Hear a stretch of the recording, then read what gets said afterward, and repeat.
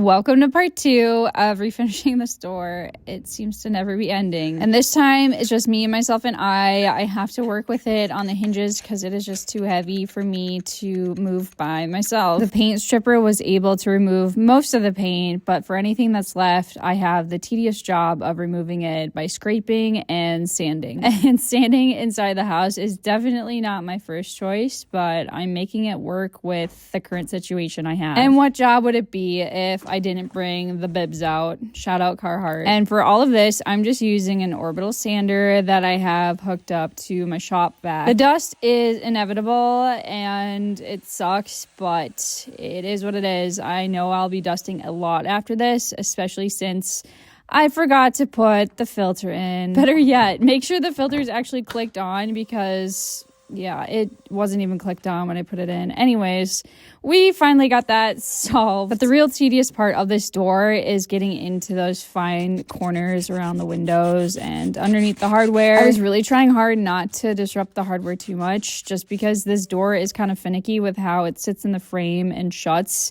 You really have to get it just right to make sure it catches. This round of sanding took me 3 separate days, and I did have to constantly change out the sanding pad because it wore through pretty quickly. And I'm glad I pushed through to really sand it down to get an even, consistent tone because I will be eventually refinishing it, but it's at a good enough stopping place where I can live with it for a while. I'm actually really loving the natural look and the stains or whatever at this point. I'm happy with where it's at.